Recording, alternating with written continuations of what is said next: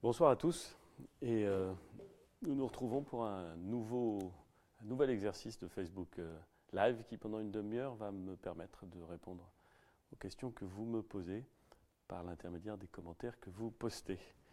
Et la première question à laquelle je vais essayer de répondre est une question posée par Coco Lucie Thierus. C'est une question non pas agressive mais qui manifeste une certaine colère. Je la cite. Monsieur le Premier sinistre, pourquoi tant de mépris pour Saint-Martin? Vous avez répondu à une sinistrée qui a tout perdu. Je ne suis pas assureur. Alors je voudrais essayer de répondre à Coco Lucie Thierus. Si vous êtes de bonne foi, peut-être que j'arriverai à vous convaincre. Mais en tout état de cause, c'est intéressant de pouvoir échanger sur ce sujet.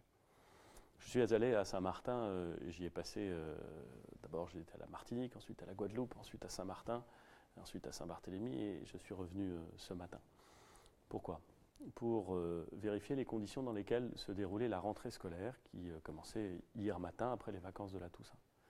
Il y a 2 mois, exactement 2 mois, l'île de Saint-Martin et l'île de Saint-Barthélemy étaient victimes d'un phénomène climatique intense, d'une telle intensité qu'on n'en avait jamais vu à ce point.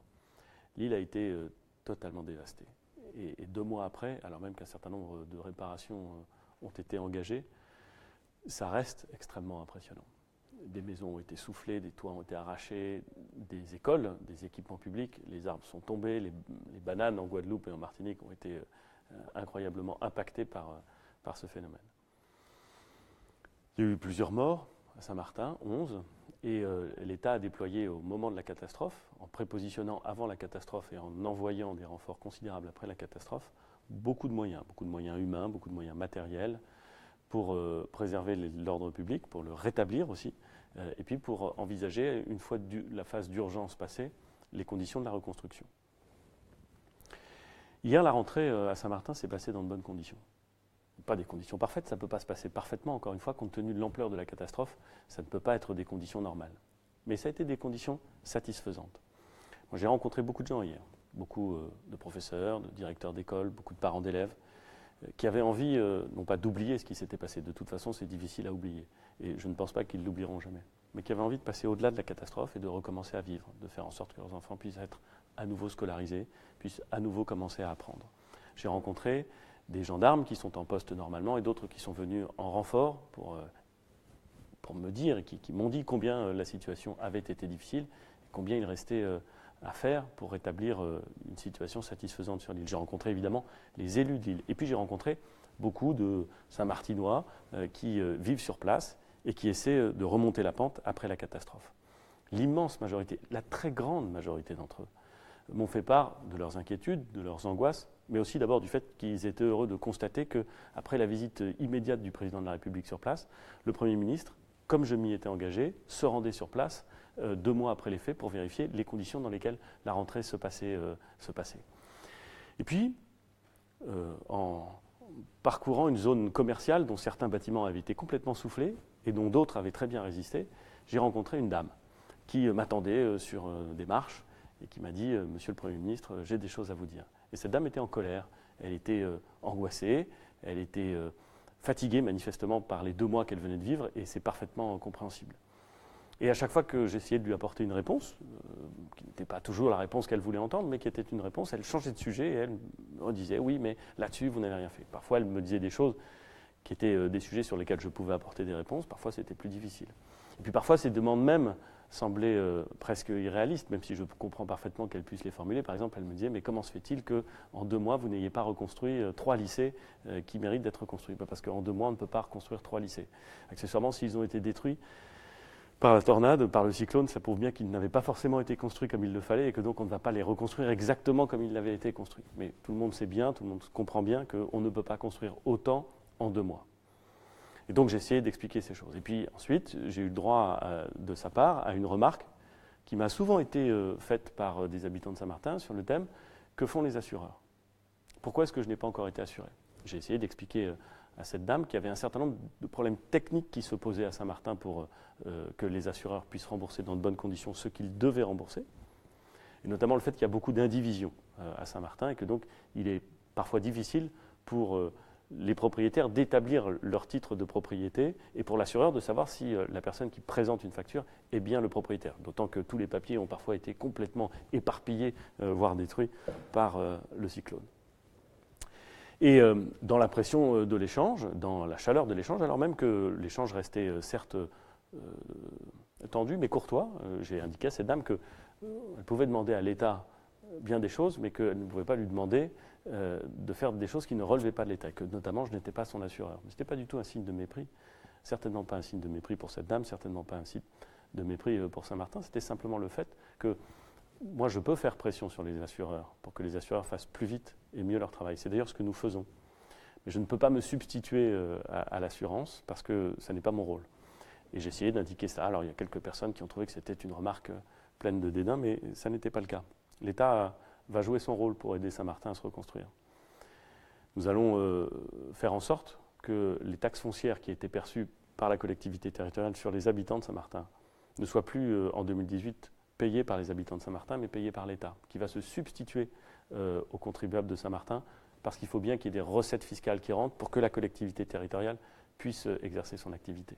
L'État, il va accompagner financièrement les entreprises de Saint-Martin pour qu'elles puissent survivre, ce qui est déjà un objectif, et ensuite réinvestir et reconstruire l'offre touristique qui est indispensable au déploiement de l'île.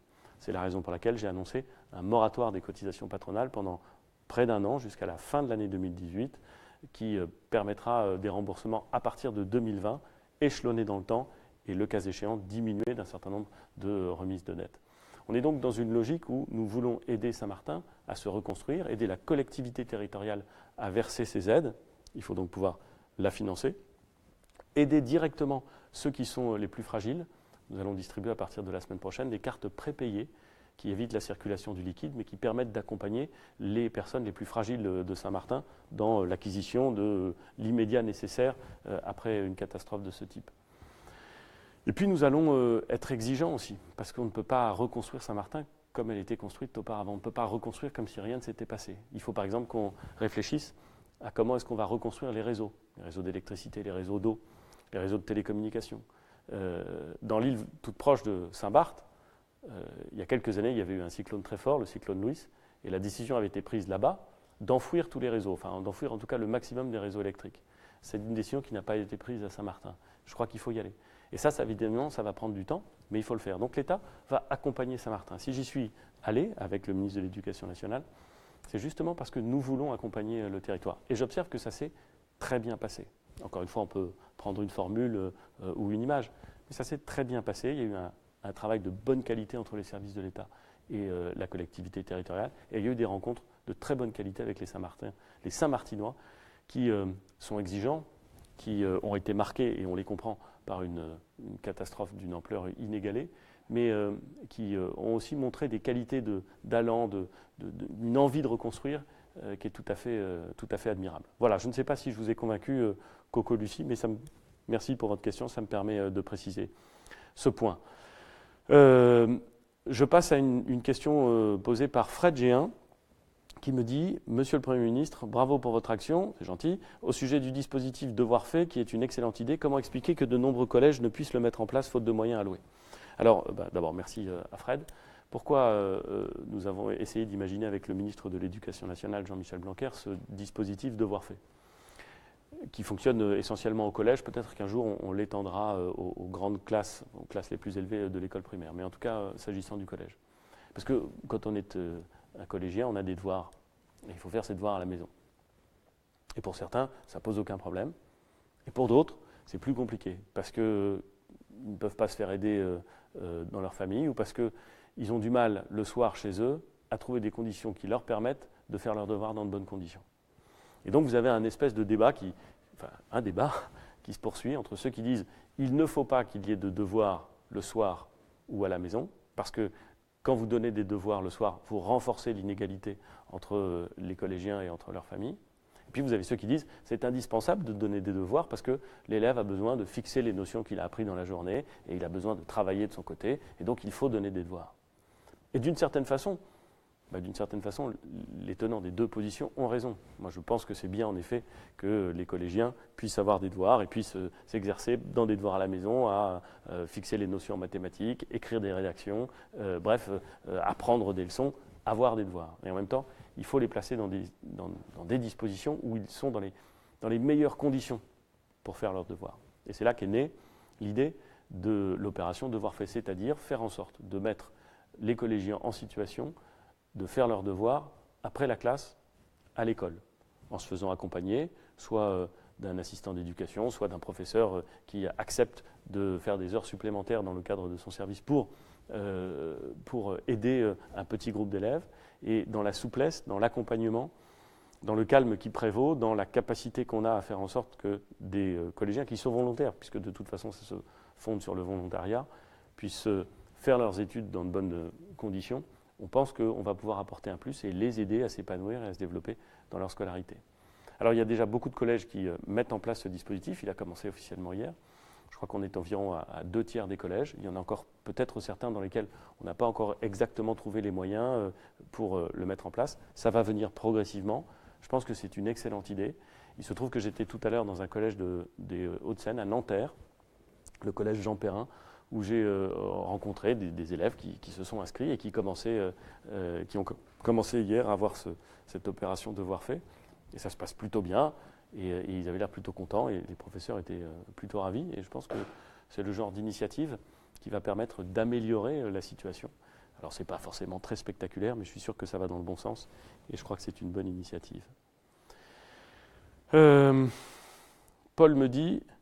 Pourriez-vous me donner quelques conseils pour devenir Premier ministre? C'est une bonne question. Je ne suis même pas sûr de savoir y répondre. Quelles sont les qualités essentielles pour ce poste? Je ne sais pas quelles sont les qualités essentielles pour ce poste, Paul. Je pense qu'il faut aimer travailler beaucoup. Il faut savoir rester calme. Il faut savoir comprendre rapidement des problématiques qui sont parfois très variées. Parce que le rôle du Premier ministre, c'est souvent de prendre des décisions lorsqu'elles imposent de trancher entre des positions antagonistes ou différentes défendues par des ministres. Par exemple, le ministre de l'Intérieur n'est pas d'accord avec tel autre ministre, ça remonte à Matignon, et là le Premier ministre doit dire « bon, on va plutôt faire ça ». Donc il faut décider, donc il faut comprendre les deux plans d'un problème. Il faut arriver à comprendre assez rapidement des problèmes qui sont souvent assez différents. Donc il faut avoir une bonne capacité de synthèse probablement. Et puis il faut savoir décider. Savoir décider, ça ne veut pas dire prendre toujours les bonnes décisions. Il vaut mieux prendre souvent les bonnes décisions. Mais il faut accepter l'idée que parfois on se trompe. Moi j'accepte parfaitement l'idée que parfois je me trompe. Mais il faut savoir décider. Il faut savoir trancher pour faire en sorte que les choses avancent. Et puis il faut savoir ensuite essayer d'expliquer les décisions qu'on a prises. C'est un mandat, enfin c'est pas exactement un mandat au point de vue juridique, mais c'est une fonction qui est difficile, mais qui est tout à fait exaltante, qui peut être stressante aussi. Alors, Paul me pose la question, comment faites-vous pour gérer votre stress?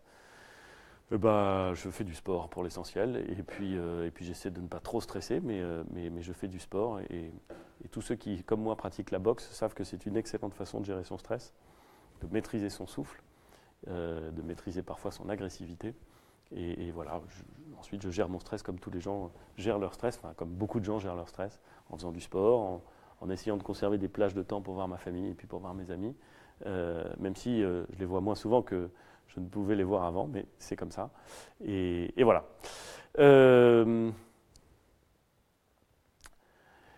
Isa me demande, allez-vous mettre fin au collège unique? L'enseignement donné aujourd'hui n'étant plus basé sur les savoirs, mais sur la vie économique. Le rapport à notre histoire étant marqué par une déculturation stupéfiante. Bon, il y a plusieurs questions dans ce que dit Isa. Allez-vous mettre fin au collège unique? Je trouve que dans la façon d'Isa de poser la question, il y a quelque chose de très français. Elle identifie un problème, elle a raison d'ailleurs, il y a un problème. Et la première question qu'elle pose, c'est une question de structure. Est-ce qu'il faut mettre fin au collège unique ou est-ce qu'il faut mettre en place des collèges différenciés? Moi, je préfère raisonner en termes de politique publique qu'en termes de structure. Et je pense que ce qu'il faut faire, dans toute la mesure du possible, dans un collège unique ou dans un système où il y aurait plusieurs types de collèges, c'est mettre en place un enseignement qui est adapté aux collégiens. Plus on adaptera aux collégiens, non pas du tout en lui disant chacun voudra apprendre ce qu'il veut, non, plus on adaptera la pédagogie ou les filières à la réalité individuelle du collégien, mieux on se portera. Parce que c'est pas parce qu'on a 13 ans ou 12 ans qu'on est exactement dans le même état d'esprit, dans la même capacité à apprendre les choses que quelqu'un qui a le même âge. Il y a des gens qui sont plus rapides à un certain âge, puis ensuite qui plafonnent un peu. Il y en a d'autres qui sont plus lents à un certain âge, puis qui vont plus vite ensuite. Il y en a qui ont besoin qu'on leur explique des choses en prenant beaucoup plus d'exemples et en partant d'exemples concrets pour ensuite comprendre un phénomène général. Puis il y a des gens qui sont très théoriques, qui comprennent les choses très bien dès lors qu'elles sont théoriques, mais qui parfois ont un petit peu de mal à les décliner pratiquement. Et c'est pas grave, on a besoin de tout. Et tout est très respectable. Simplement, il faut pouvoir s'adapter. Et souvent en France, c'est peut-être une des critiques qu'on peut faire au système éducatif français, on s'est assez peu adapté à l'individu. On a essayé de viser la classe, et puis dans la classe, on se dit le bon niveau, ça doit être ça, puis il y a ceux qui sont meilleurs que le bon niveau, ceux qui sont moins bons que le bon niveau, mais enfin, grosso modo, le niveau attendu d'une classe, c'est tel niveau. Je ne suis pas sûr que ce soit comme ça qu'il faille faire, mais c'est très difficile de changer complètement la façon d'aborder l'enseignement. Je pense qu'on peut faire mieux. Je pense qu'il y a plus d'adaptation pédagogique à avoir à l'élève. Pas en étant plus indulgent vis-à-vis des élèves, hein. Pas en disant s'il a plus de mal, alors il faut qu'il apprenne moins. Non. En étant au contraire très exigeant avec chaque individu, mais en adaptant et la pédagogie et le rythme à la spécificité d'un élève, au fait que parfois il voit moins bien. Parce qu'il y a des sujets dans sa vie personnelle, ou parce qu'il y a des moments de doute, ça arrive à tout le monde, ça m'est arrivé, ça arrive à tous ceux qui me regardent en ce moment, et que dans ces moments-là, il faut peut-être adapter le programme, plutôt que de dire il n'y a que ce programme-là qui va, et puis si ça ne marche pas, ça veut dire qu'il est moins bon. Donc voilà, je ne suis pas sûr qu'il faille supprimer le collège unique, je suis certain en revanche qu'il faut continuer à faire évoluer le collège de façon à ce qu'il traite mieux chaque collégien, et peut-être aussi à ce qu'il permette à chaque collégien d'avoir une idée plus précise de ce qu'il veut faire après, de la diversité des matières, de la diversité des options qui s'ouvrent à lui, pour qu'ensuite au lycée, on puisse avoir le moment où on commence à mûrir un projet, peut-être pas un projet professionnel, mais au moins un projet d'études et un projet intellectuel.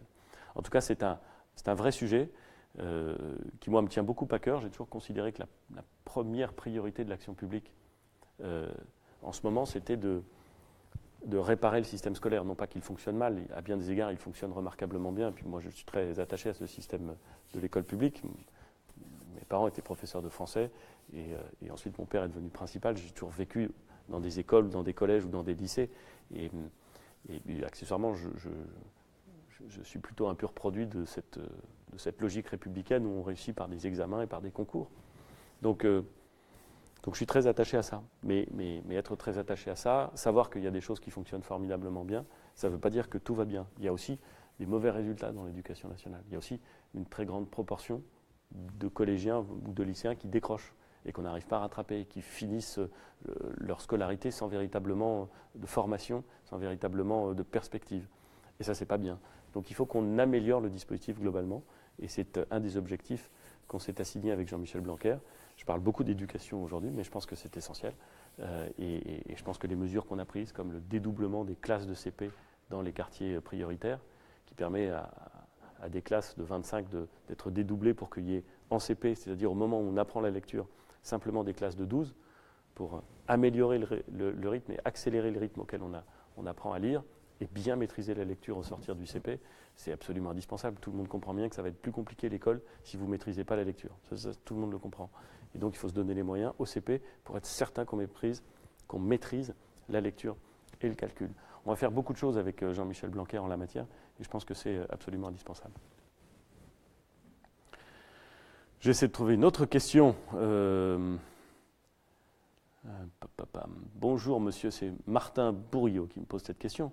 Bonjour monsieur le Premier ministre, la plupart du temps, quand je dois faire des démarches administratives ou trouver des informations, même très simples, c'est affreusement compliqué et frustrant, alors même que je suis un geek plutôt à l'aise avec les nouvelles technologies. Peut-être que je peux dire à ce geek que notre objectif, avec le secrétaire d'État en charge de l'économie numérique, Mounir Majoubi, Notre objectif, c'est de faire en sorte qu'à partir de 2022, on puisse que toutes les procédures qui mettent en contact le citoyen et l'administration, en matière fiscale, en matière d'inscription, en matière scolaire, toutes puissent être réalisées sur des plateformes numériques. On veut numériser la totalité des relations entre l'administration et les usagers. Alors attention, hein, je ne suis pas en train de vous dire qu'on ne pourra plus faire les choses que par la voie du numérique. Il y aura encore un contact physique, heureusement d'ailleurs. On n'a pas envie de supprimer ça. Puis il y a des gens qui n'auront pas envie de passer par la voie numérique. Mais ce qu'on cherche à faire, c'est faire en sorte que l'administration soit capable d'avoir une relation numérique avec tous ceux qui le souhaiteront pour que ça aille plus vite, pour que ce soit plus fluide, pour avoir plus d'informations mobilisées en moins de temps.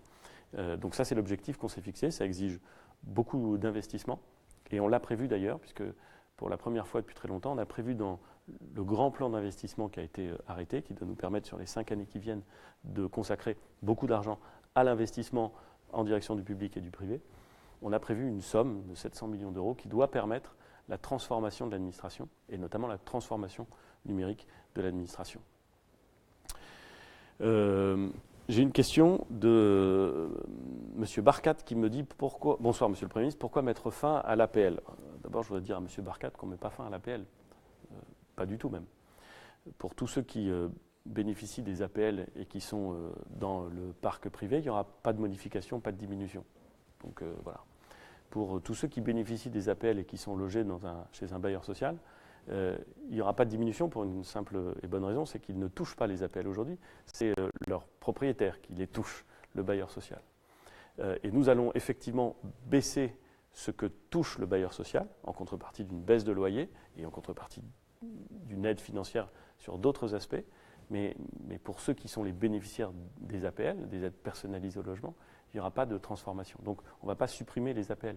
Aujourd'hui, je le dis pour M. Barkat, même si c'est des grands chiffres, et c'est difficile de concevoir ce que ça veut dire, mais les APL, c'est environ 18 milliards d'euros tous les ans, qui sont versés soit aux propriétaires, soit directement aux locataires dans le parc privé et aux propriétaires dans le parc social. Sur ces 18 milliards, notre objectif, c'est de baisser de 1,5 milliard le montant des APL, tout en aidant les bailleurs sociaux, en les accompagnant financièrement et massivement pour permettre d'absorber cette diminution des APL. Donc il ne s'agit pas de les supprimer, il s'agit de les diminuer dans certaines hypothèses, et pas pour le plaisir de les diminuer, mais parce qu'on veut transformer le logement social. On veut faire en sorte que le logement social ait à la fois plus de moyens, mais aussi plus de cohérence dans sa façon de proposer des logements sociaux à destination des Français. Mais c'est une négociation, une réforme qui est en train d'être discutée. Il se trouve qu'en ce moment, dans le bureau qui se trouve à côté du mien, il y a une discussion avec un certain nombre de responsables du logement social, et que demain matin, moi-même, j'aurai des rencontres avec des élus locaux et des responsables du logement social pour essayer de trouver la bonne solution, le bon dispositif qui permette à la fois de ne pas toujours augmenter le montant de crédits budgétaires versés au titre des APL, mais en même temps pour faire en sorte que le logement social puisse envisager l'avenir avec confiance. Et comme toujours, hein, quand on essaie de transformer les choses, ça frotte un peu, ça râle. Il y a des gens qui pensent qu'on veut leur faire un mauvais coup, mais ce n'est pas le cas en l'occurrence. Et puis il y a des gens qui ensuite se mettent autour de la table, discutent, trouvent des accords, et ça permet d'avancer.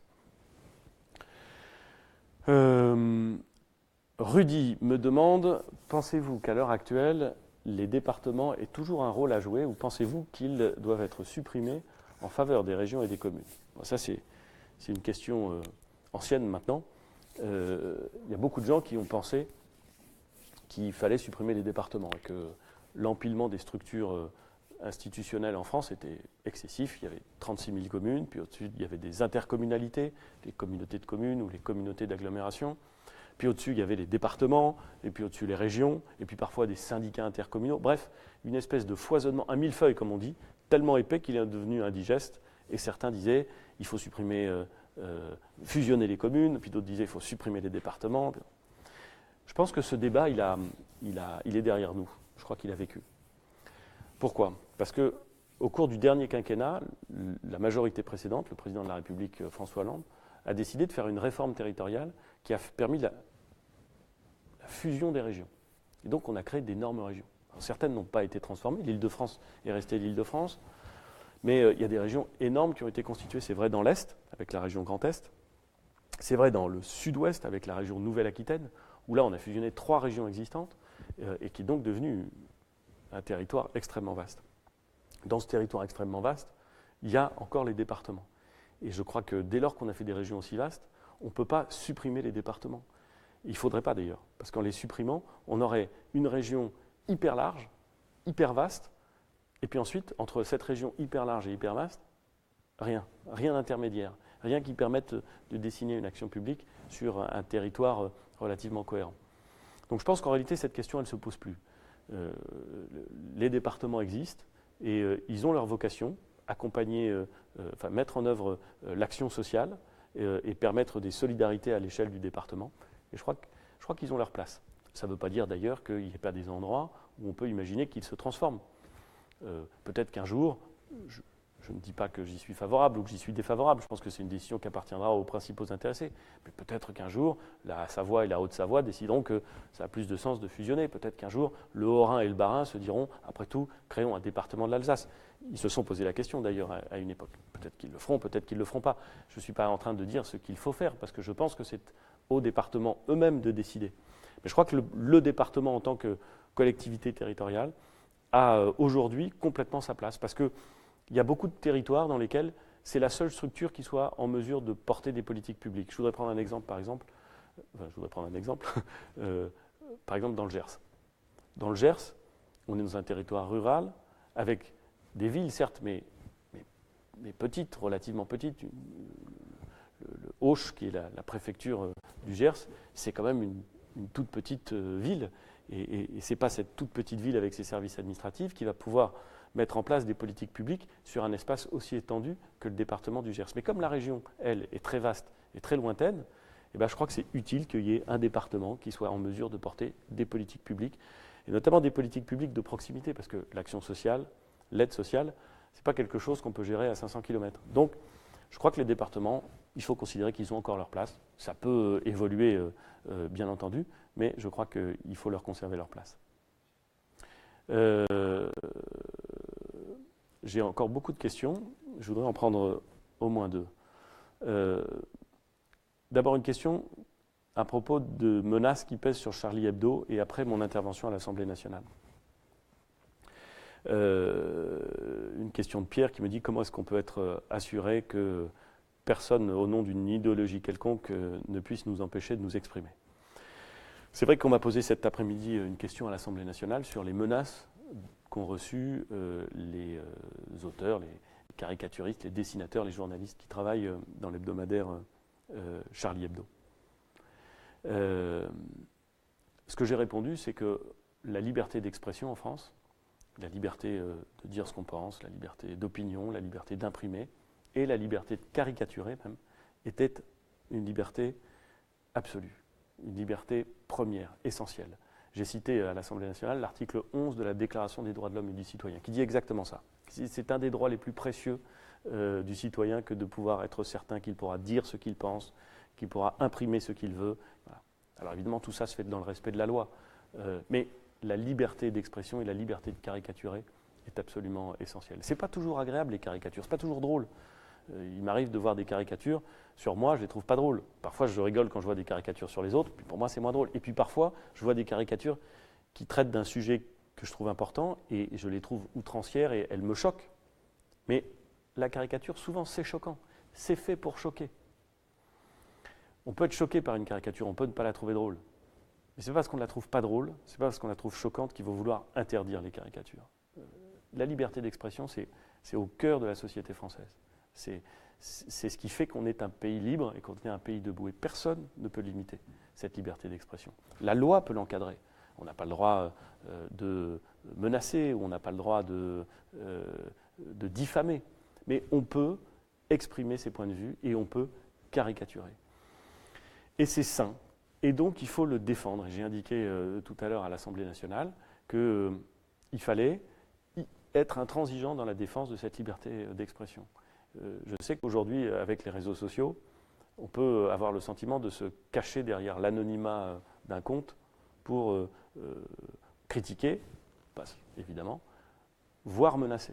je considère que des menaces, et parfois des menaces de mort, des menaces, y compris sur Twitter, ou derrière une espèce d'anonymat qui est à la fois misérable et lâche, eh ben on ne peut pas les accepter. Et que donc il faut savoir porter plainte lorsqu'on est l'objet de menaces, déclencher des poursuites, parce qu'on ne peut pas accepter que certains veuillent faire pression sur ceux qui expriment un point de vue.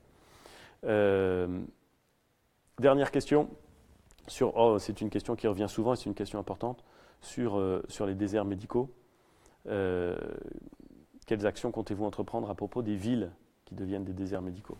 Et c'est une question intéressante parce que très souvent, quand on pense déserts médicaux, on pense territoires ruraux, territoires lointains ou reculés, sur lesquels il n'y a plus le médecin de campagne qu'il y avait avant, sur lesquels on a l'impression que les médecins ne veulent plus venir s'installer.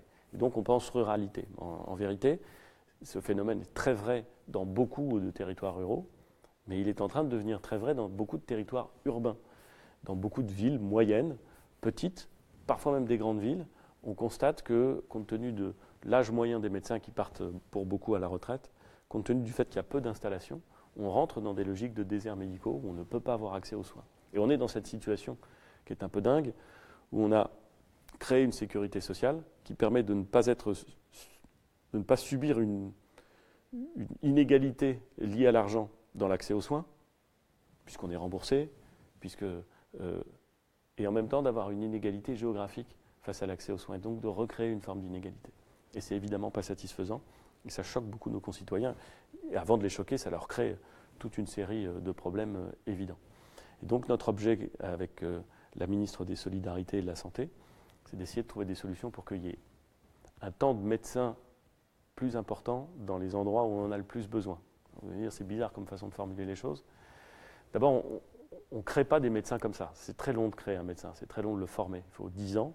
Et même quand vous avez passé 10 ans à former des médecins, ce n'est pas parce qu'ils ont été formés pendant 10 ans qu'ils vont s'installer. Parfois, ils préfèrent des remplacements. Ils préfèrent des remplacements aux endroits qui les arrangent. Et donc, c'est difficile de dire, comme ça, on a un problème, on va créer 3000 médecins, et ces 3000 médecins, on va les mettre à tel endroit. On a augmenté le numerus clausus en France. On l'a beaucoup augmenté depuis le début des années 90, parce qu'on voyait bien qu'on avait besoin de plus en plus de médecins, mais on constate qu'il y a beaucoup de médecins qui n'exercent pas, alors qu'ils ont été formés, ou qui s'interrompent pendant leur exercice. C'est parfaitement normal. Quand vous avez, par exemple, un médecin, une femme médecin qui vient d'avoir un enfant, elle arrête son activité, personne ne peut lui en vouloir, et certainement pas moi. Mais du coup, ça veut dire que vous avez une interruption dans son activité. Mais vous avez surtout, parce que ce n'est pas simplement ça, vous avez surtout beaucoup de médecins qui souhaitent s'installer beaucoup plus tard, ou qui préfèrent l'activité exercée en tant que salarié. Donc ce qu'on veut faire, c'est essayer de faire en sorte que les médecins qui sont là aient plus de temps disponible pour exercer leur activité de médecin, et donc un peu moins de paperasse à réaliser, un peu moins de choses qui ne sont pas de la médecine, parce qu'évidemment, tout ce qu'ils exercent, tout ce qu'ils font comme paperasse, comme métier administratif, c'est pris au détriment du temps de médecin disponible, si j'ose dire, pardon pour cette expression. Et puis on essaie de faire en sorte d'accompagner ceux des médecins qui veulent consacrer beaucoup de leur temps ou un peu de leur temps à ces territoires plus reculés ou à ces territoires dans lesquels on a besoin de médecins. C'est pour ça qu'on va créer des postes qui seront à la fois des postes hospitaliers et de médecine de ville ou de campagne. C'est aussi pour ça qu'on va développer la télémédecine, techniquement mais aussi juridiquement, c'est-à-dire et financièrement, en établissant une cotation des actes qui permettra de recourir à la télémédecine de façon efficace. Et puis il y a plein d'autres choses dans le plan Égal accès aux soins qu'a présenté Agnès Buzyn il y a quelques semaines, notamment un accompagnement de l'État à tous ceux qui veulent créer des maisons de santé, c'est-à-dire des maisons dans lesquelles on regroupe des professionnels de santé, médecins, paramédicaux, pour qu'il y ait une mutualisation des moyens qui permet d'exercer dans de meilleures conditions. Alors ça ne se décide pas comme ça là non plus, hein. Ce n'est pas parce que vous dites on va financer une maison de santé que vous trouvez les médecins pour venir à l'intérieur. Mais quand vous avez les médecins qui vous disent « moi j'aimerais créer une maison de santé à cet endroit », alors on peut aller les aider financièrement et on peut faire en sorte que leur projet devienne un succès. C'est ce que j'avais vu à Chalut dans le Limousin il y a quelques semaines. C'est ce qu'on voit beaucoup en France et c'est un des éléments de réponse, ce n'est pas le seul, mais c'est un des éléments de réponse à la question que me posait Corinne. Voilà, je crois que nous en sommes à une demi-heure. Je n'ai pas répondu à toutes les questions, mais en tout cas, j'ai été heureux de pouvoir répondre à un certain nombre d'entre elles et on aura l'occasion la semaine prochaine de poursuivre cet échange. Merci beaucoup.